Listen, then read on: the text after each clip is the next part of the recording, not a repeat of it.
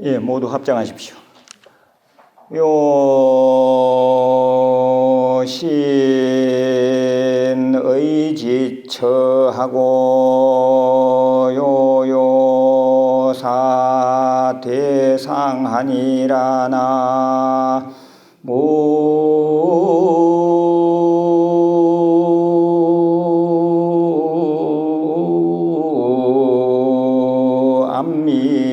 암미타불 요 긍정 미래하고 요 심신 건강하니라나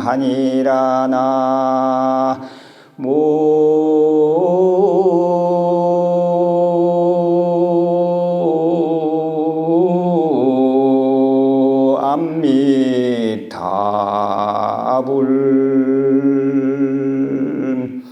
예, 모두 따라하십시오. 믿을 수 있는 의지처가 있어야 하고, 좋아하는 일이나 대상이 있어야 한다. 긍정적인 미래가 있어야 하고, 몸과 마음의 건강이 있어야 한다. 예, 무일 행복사요라고 하는 글입니다. 우리가 행복한 삶을 지탱하기 위해서는 이 네 가지가 꼭 필수적이다, 그 말입니다. 그래서 이 사회적으로도 말할 것이 없고, 불교 신자로서도 이 내용이 대단히 필요합니다. 믿을 수 있는 의지처가 있는 사람은 행복합니다. 그래서 우리는 이 삼보에 대한 예경, 삼보에 대한 믿음이 꼭 필요한 거죠. 그 다음에 또 불자로서는 좋아하는 일이나 대상이 있어야 한다 했는데, 불교 신행에 있어서는 기도하고 참선하고 경전 공부하고 하는 이것이 좋아야 됩니다. 즐겁게 좋아하는 마음으로 해야 하는 거지 억지로 해서 하면 행복치 못하다, 이 말이고, 세 번째는 긍정적인 미래가 있어야 한다. 이건 사회적으로도 마찬가지겠지만은, 우리 긍정적인 미래라 하는 것은 다음 생이라 하는 것은 내일 또 다음 생이 될 수도 있습니다. 내 생에 대한 그런 확신, 또 극락세계에 대한 그런 긍정적인 생각, 이런 것이 반드시 불자로서 있어야 된다, 그 말이고. 네 번째는 몸과 마음의 건강이 있어야 된다.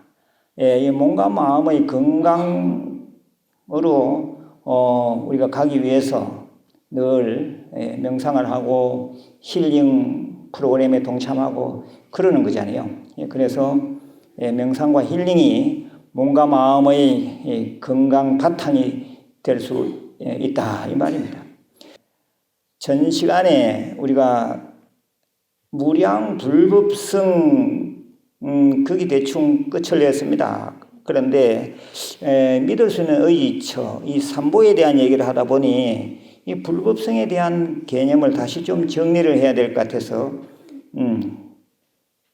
조금 더 부연 설명을 드리겠습니다. 불법성이라 삼보 읽어보겠습니다. 불법성.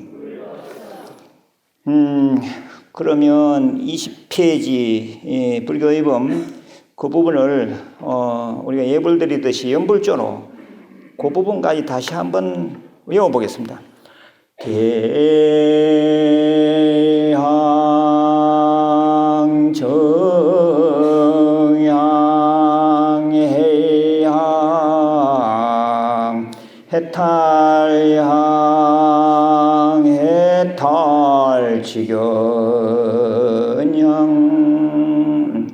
광명운대 주변법계 공양시방 무량불법성.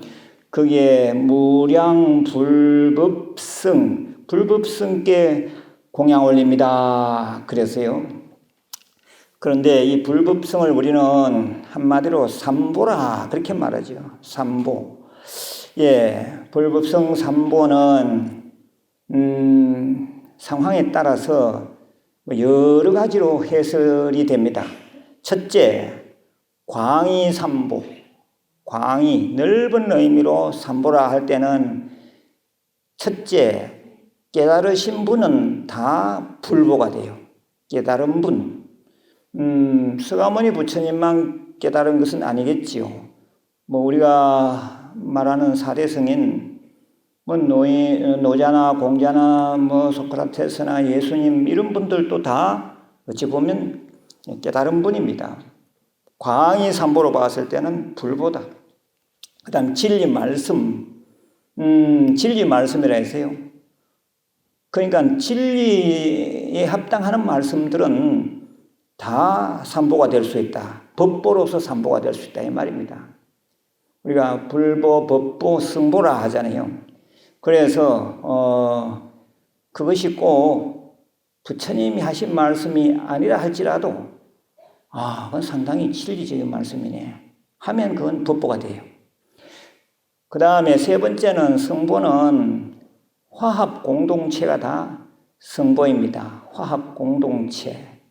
예, 이 육화정신이라는 말이 있거든요. 그래서 만일에 가정이 화합을 이루면서 행복 공동체로 되어 있다. 그러면 그 가정은 불법성 가운데 성보가 되는 거라. 성보. 우리 법회가 아주 오면 언제나 마음이 편하고 도반들이 다 뜻이 잘 맞고 먹을 때도 안 사오고 잘 나눠 먹고 뭐 스님은 안 줘도 자기들끼리 잘 나눠 먹고 화합하면 그 단체는 좋은 단체라. 화합 공동체라. 아까 저한테 안 줘가지고 이제 두고두고 그 얘기를 들을 겁니다. 아무튼 화합 공동체는 다 성보가 돼요. 집에 가족들이 빨리 집에 가고 싶다 이런 마음이 일어나는 그런 가정은 이미 성보라. 화합 공동체입니다.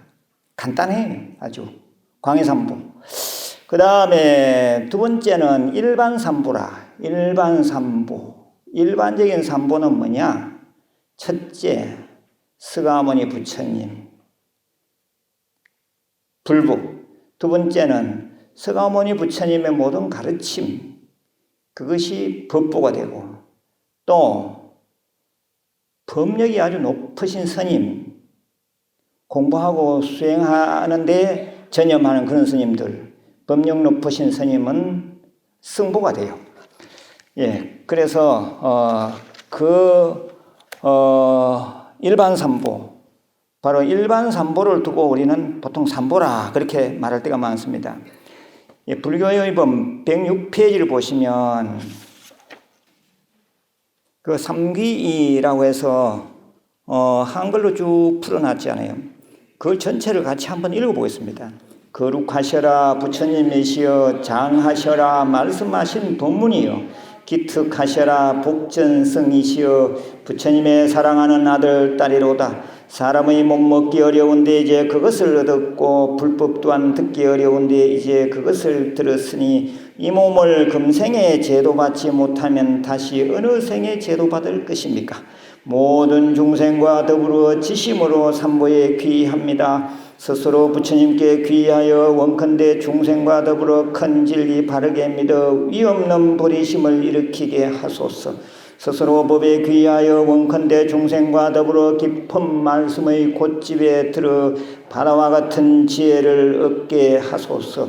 스스로 스님께 귀의하여 원컨대 중생과 더불어 대중을 바르게 인도하여 모든 것에 걸림 없게 하소서. 그래서 그 아래 귀불 양족전, 귀법 이옥전, 귀승 중중존, 예, 여기에 일반 삼보의 해설 핵심이 여기 있습니다. 귀불이라 했잖아요. 부처님께 귀의합니다. 부처님은 어떠한 분이냐? 양족존이라 그랬어요. 읽어보겠습니다. 양족존. 두 가지를 구족하고 계시는 높으신 분이 있다. 두 가지는 뭐냐? 복덕과 지혜입니다. 복덕과 지혜가 출중하시기 때문에 우리가 부처님 전에 와서 기도하면 복덕도 가지게 되고 지혜도 얻게 된다 이 말이라.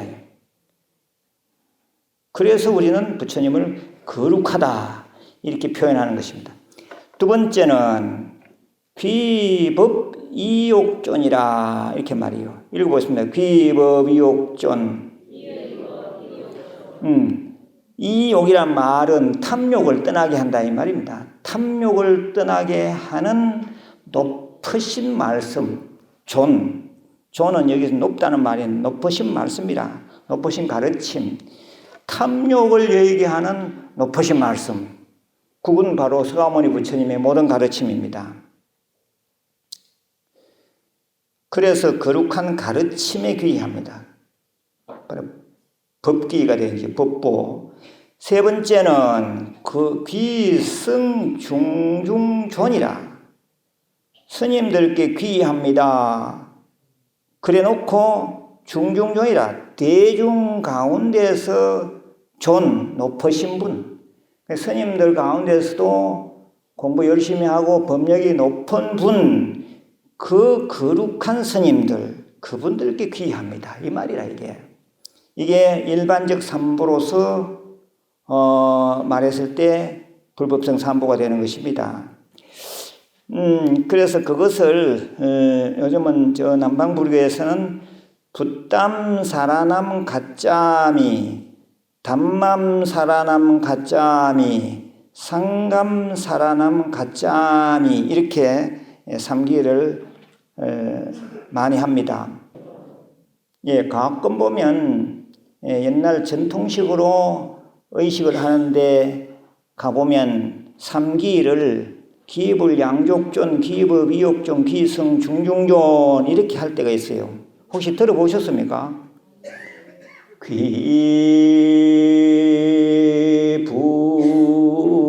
양족존 이것을 우리가 이제 참불과 노래로서 할 때는 거룩한 부처님께 귀의합니다. 이렇게 표현하는 거죠. 뭐가 거룩하냐? 그 뜻은요, 한자에 있어요. 그래서 한문이 중요합니다. 어떤 사람은 순 한글로 하지 뭐 한문은 뭐 자꾸 하느냐 하는데 한글로 하면 한문의 그 온전한 뜻을 완전히 전달하기가 아주 힘들어요. 그래서 한글로 하는 일이 있다 하더라도 늘 한문을 참고해야 돼요. 그만큼 이 한문이 중요합니다. 양족존이라 두 가지를 구족하고 있는 어뢰돼요. 두 가지는 뭐라 했죠? 복덕과 지혜. 딱 답이 나와 있잖아요. 그게요. 거룩한 가르침에 귀의합니다. 귀법 이욕존. 왜 거룩한 가르침입니까? 탐욕 또는 욕심을 떠나게 하는 높으신 말씀이기 때문에 그래요. 이욕존 그랬잖아요. 거기 답이 있어요.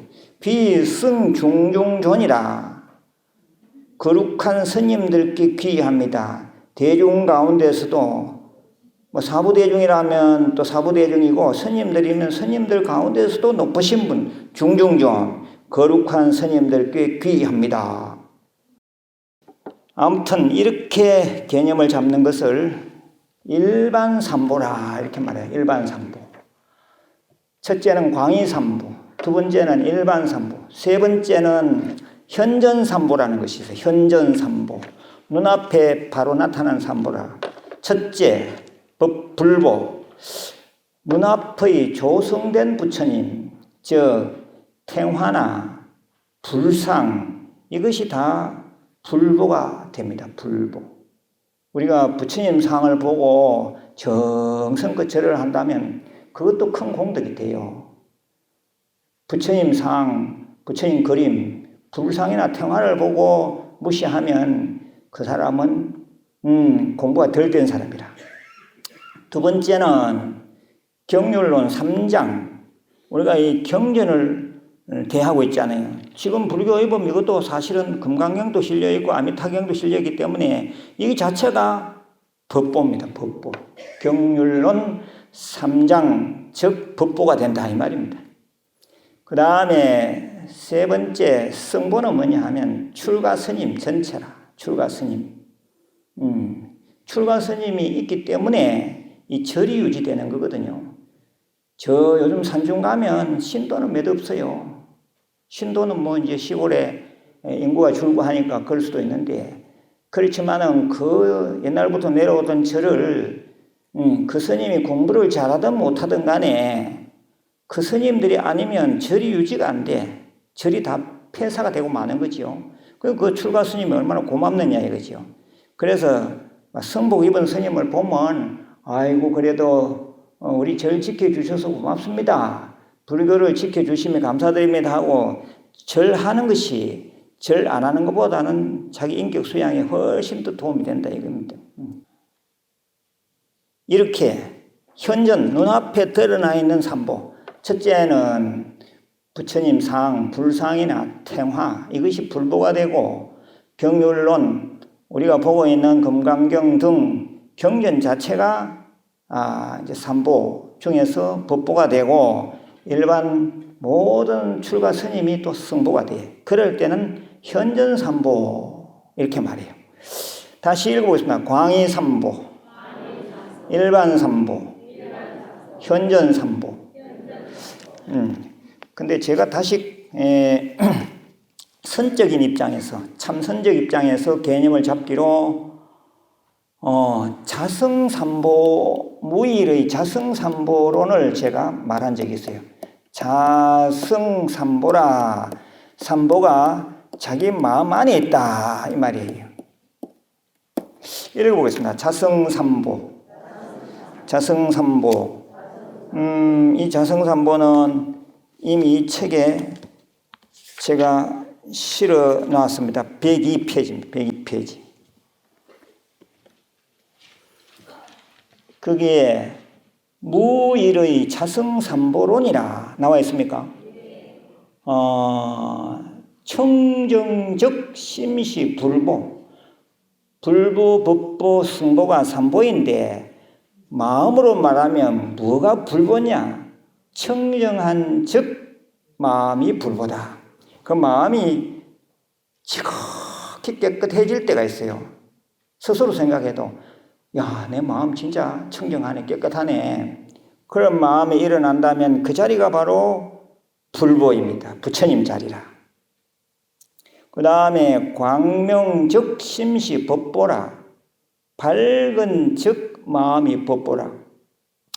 예, 우리가 마음이 늘 어둡진 않아요. 중생들이라 할지라도 중생이라 해서 늘 마음이 어둡지 않다 이 말이에요. 그러면 밝을 때도 많다 이거죠.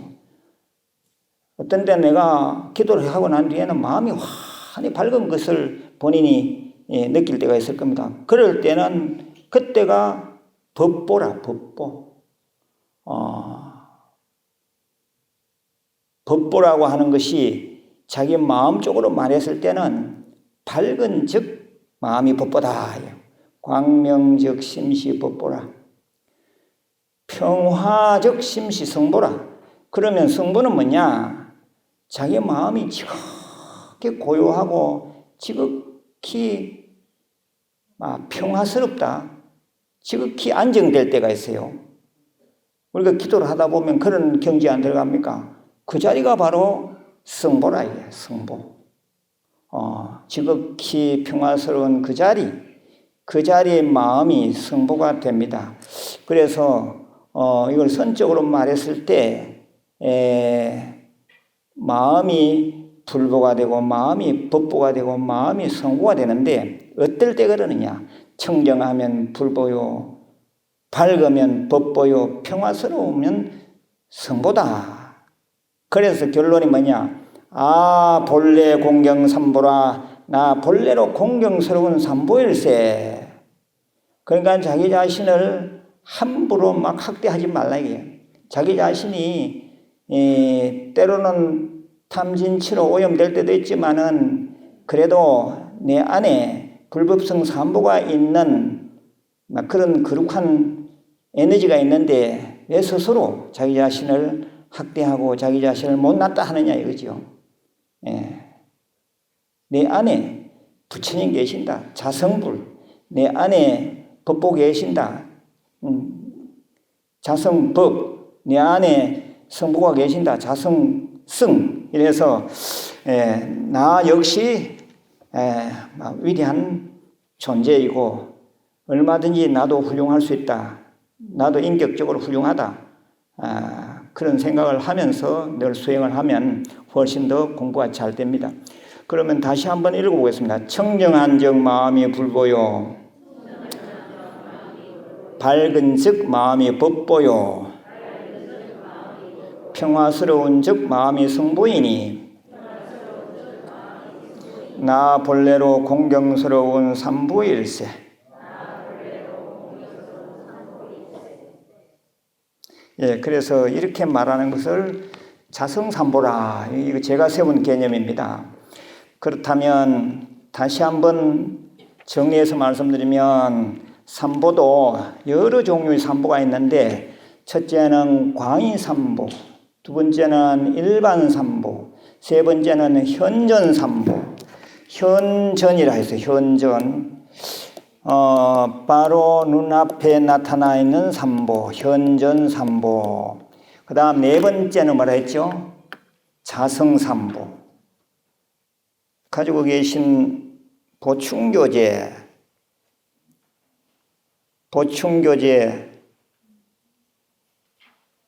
11페이지. 예, 11페이지 그거 보면 예배계라는 개송이 있어요. 찾았습니까? 그거 잘 봐요. 세 번째, 해서로 세 번째, 예배계.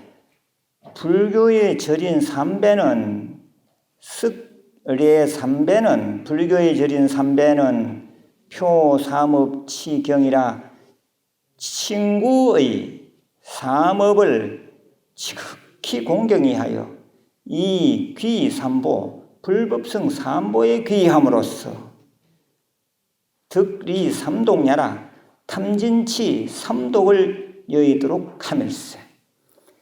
하여튼 그래서 불법성 삼보에 귀하는 일은 아주 중요합니다. 우리가 절에 다니면서도 그 절을 믿지 못하고 그 부처님 못 믿고 그 스님을 못 믿는다면 그 절에 다닐 이유가 없는 거지 그게.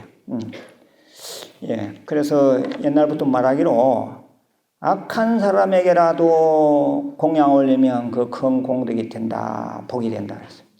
그런데 악한 사람, 천 사람에게 공양하는 보다는 착한 사람 한 사람에게 공양하는 것이 그게 더 큰 공덕이 된다 이랬어요. 그런데 또 말하기로 천 사람 착한 사람에게 공양하는 것은 한 사람의 수행자에게 공양하는 것만 못하다 이랬거든요. 그 수행자는 뭐 이제 불법성으로 말하면 성부가 되는 거죠. 그런데 또 말하기로 천 사람의 일반 수행자에게 공양하느니 한 사람의 무심도인 또는 부처님에게 공양하는 것이 훨씬 더 낫다 이런 말이 있어요. 그래서 공양도 그 공덕을 얻는 또는 복을 얻는 그 계차 또는 그 범위가 다 이렇게 다릅니다. 여기서 불법성 삼보에 귀함으로써 탐진치 삼독을 여의도록 하밀세. 자꾸 불법성 삼보를 예경하고 그게 귀하면 탐진치 삼독이 다 떨어져 나가서 후일에는 언젠가는 우리는 해탈할 수 있다 이 말입니다. 그러면 본김에 10페이지 드디어 헌향진언이 이제 들어왔어요. 헌향진언 한번 따라해 봐봐요. 헌향진언 옴 바라 도비야 훔 옴 바라 도비야 훔 옴 바라 도비야 훔. 이 향이라 하는 것은 자기 자신을 태우면서 주의를 맑게 하는 것. 뭐 그런 뜻도 있고, 예, 향은 해탈향이라 타면서 자기 자신을 태우면서 자유의 몸이 되어갑니다. 그래서 이 해탈을 조금 가시적으로 의미 있게 우리가 이해할 때는 해탈의 의미를 많이 얘기합니다. 대자유. 우리도 저 향처럼 자유로운 대해탈의 맛을 좀 봐야겠다. 그래서 이제 향을 피운다 했어요. 흔향진언이라 옴바라도비아훔이라 했어요. 그래서 이 향은 이 자연향이 좋고, 자연향, 만든 향보다는 자연향, 그리고 자연향 그보다도 더 좋은 것은 인격의 향이라 그랬어요. 인격의 향.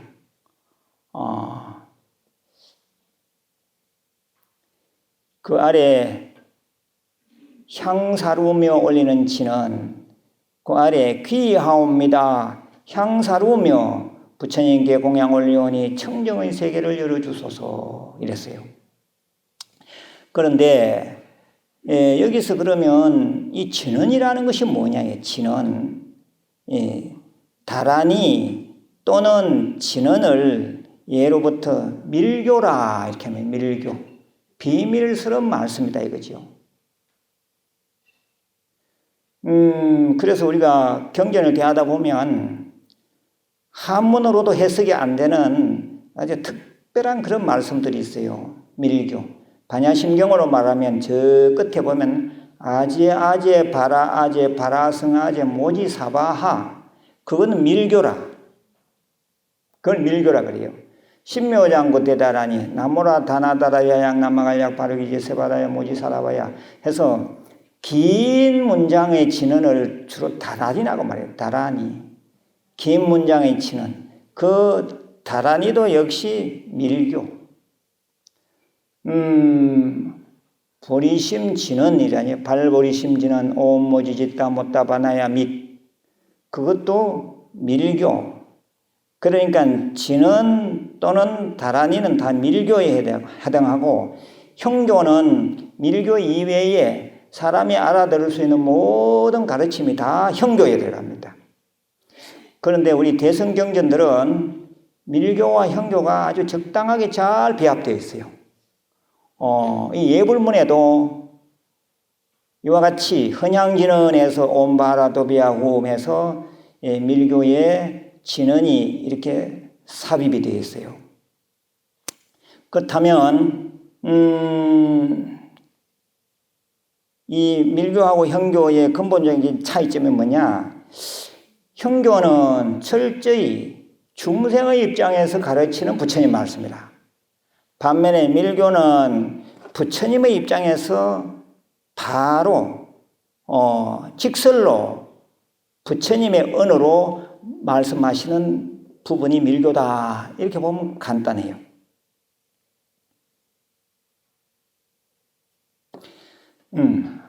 여기에 대한 자세한 설명들은 왜 그러면 이 진언 또는 다란이가 번역되지 않는가? 그게 오종불번의 원칙이라고 나와 있습니다만은 이것은 곧 배우게 되는 천수경 시간에 아주 깊은 설명이 되어 있습니다. 그때 또 강의를 들으시길 바라고, 향에 대해서 말씀을 드리면 향. 옛날에 신라에 불교가 들어올 때의 일입니다. 신라가 불교를 공인한 것은 언제냐? 신라 제23대 이 법풍왕이라는 왕이 있었는데, 그 법풍왕 당시 528년에 공인이 됐어요. 528년. 그럼 이차돈이 순교해서 불교가 공인이 됐다 하는데, 이차돈 순교는 527년에 이루어졌어. 527년. 대신에 그 다음 해에 불교가 공인됐어요. 그런데 이 신라가 이렇게 늦게 공인이 된 데 반해서 고구려 백제는 일찍이 불교를 공인했습니다.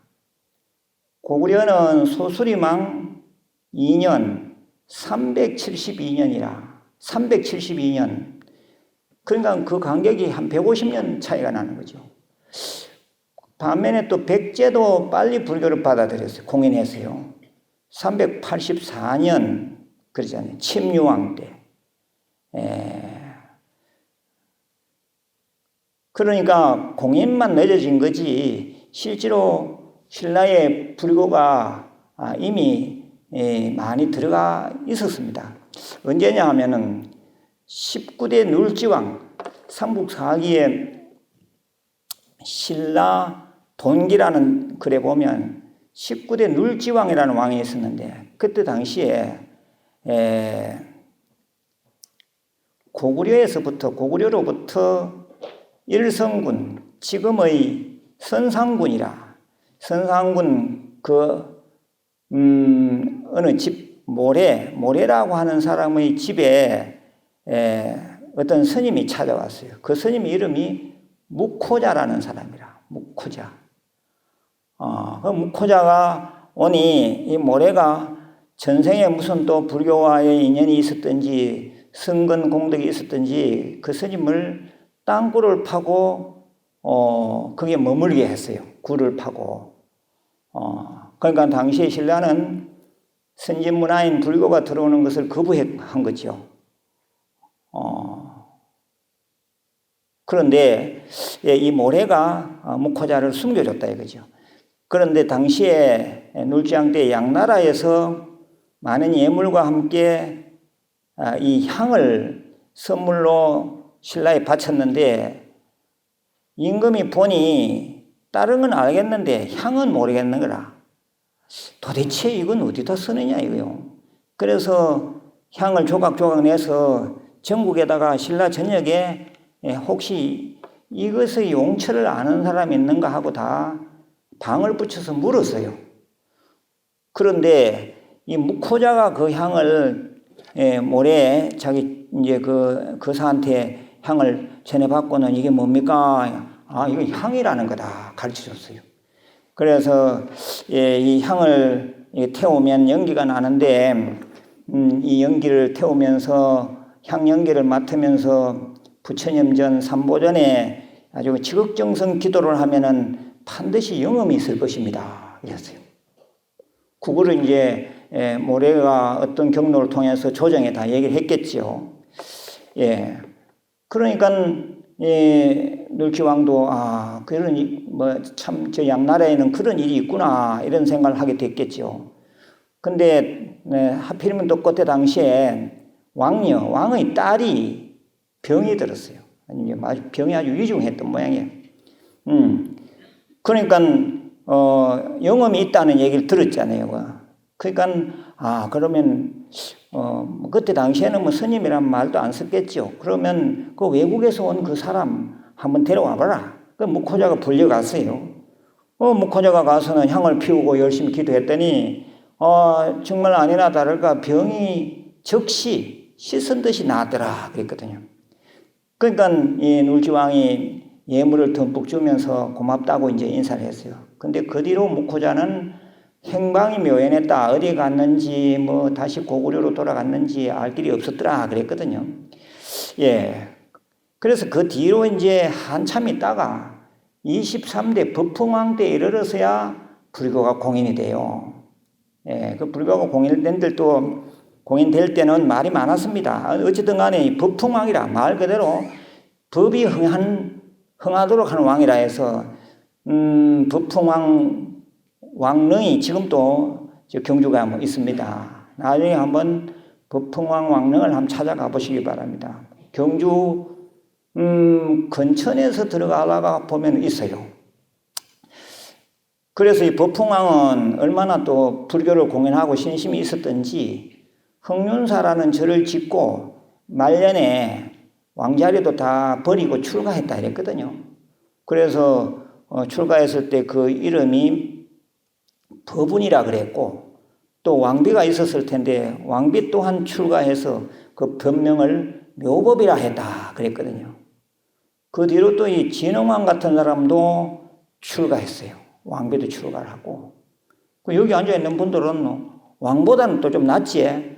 왕도 출가하는데 왜 출가 못해요? 조금 살림이 어느 정도 안정되고 애들 뭐 어느 정도 살도록 한 뒤에는 뭐 하는 게 좋겠어요? 출가하는 게 좋다. 그냥 출가하는 게 좋은 게 아니라 그냥 출가하세요, 그냥. 왕도 출가하는데, 까짓 건 뭐 출가 못할 이유가 뭐냐 이거죠. 왕이 출가하면 얼마나 백성들이 걱정하겠어요. 그렇지만은 그거 다 버리고 출가했잖아요. 아이고, 내가 출가하면 저 자식들이 나를 걱정할 텐데, 그런 걱정은 안 하는 게 좋다.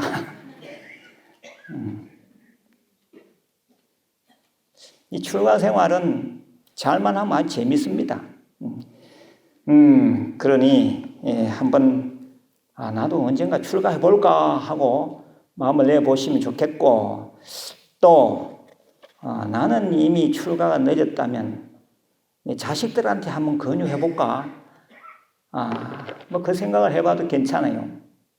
우리 거사님들이 여기 와서 공부를 하신 뒤에는, 나도 출가했으면 얼마나 좋았을까? 그런 미련이 남는지, 자기 아들, 딸들한테 권유하는 얘기를 저한테 가끔 해요. 그럼 아들, 딸들은 뭐라 해요? 아버지나 출가하였습니다. 아들, 딸들은 절대 출가 안 한다는 겁니다.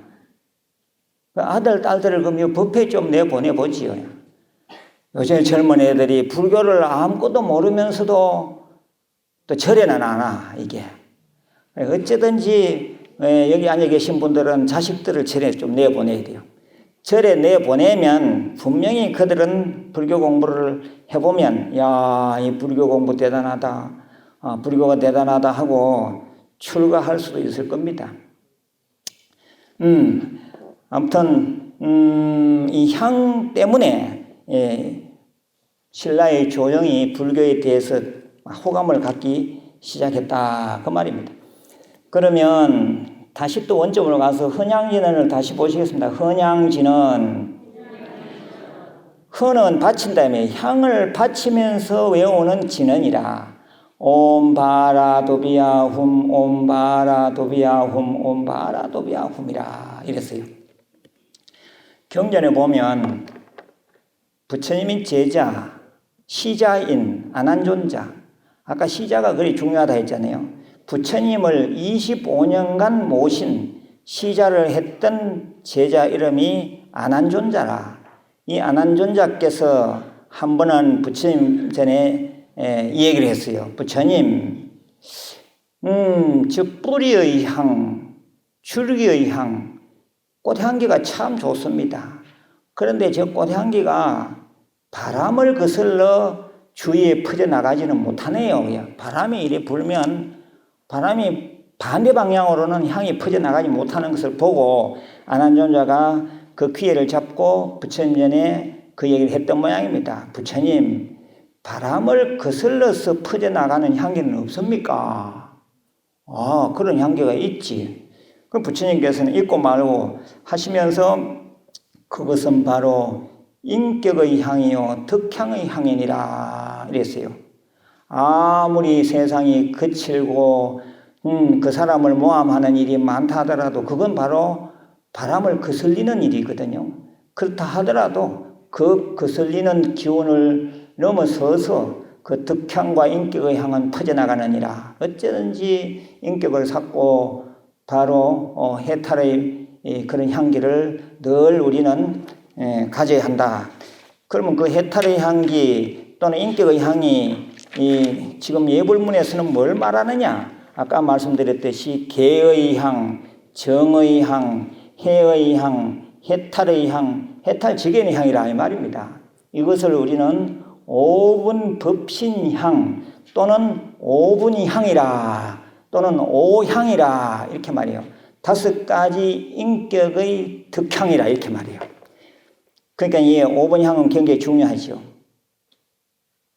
다시 읽어보겠습니다. 계향, 계의 향이요.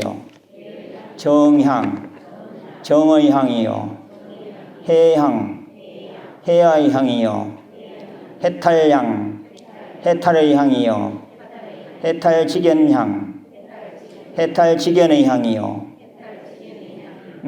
여기서 계, 정, 해, 해탈, 해탈지견은 제가 입이 닳도록 얘기를 했습니다. 근데 지금 와가지고 스님 이건 또 무슨 뜻입니까 하면 말이 안 되는 거죠. 계양, 정양, 해양, 해탈양, 해탈, 직연양 이 오향을 내는 그런 불자가 되시길 바랍니다.